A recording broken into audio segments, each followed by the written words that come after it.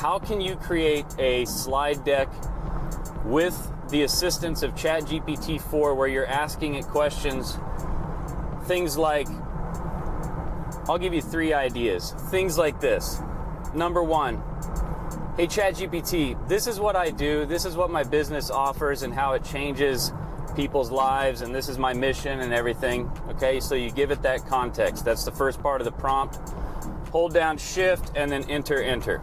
Okay, the next thing then is you say to it, I want my messaging in my content, the topics for my lives, and the emails, just everything that I'm talking about, I want to gear it to where I'm communicating to somebody that's in their 60s or 70s that is also a business owner that wants to possibly, by the shake of a hand in a commission deal, no money up front or anything crazy, they see that because I have influence or that because I've been working hard and being responsible, they would see that I could do a deal with them where I could take over their business because maybe they already serve somebody like I serve, and I'll pay them for the next or for the rest of their life or whatever. I'll pay them, you know, a certain commission off of every deal, no money down, a handshake, and you guys, you know, make a good little contract and everybody's happy. The business keeps going. You make what you do better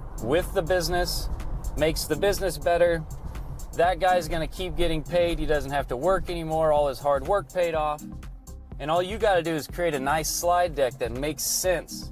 Use ChatGPT to create the messaging. And then simply create those videos and put them out there and talk to that crowd. You can go through seasons. I've talked to young people. I've talked to old people and everything in between. That's what it means to change your messaging and create dynamic offers. Value-based dynamic offers that are fun, that get them off the fence. This is about having fun and being creative and making money. It doesn't mean because you're offering something different that you're doing something different overall. You're just repackaging your product or your service in a different look or feel so that it appeals to different markets. That's the beauty of when they tell you to pick a niche. You're not picking a person.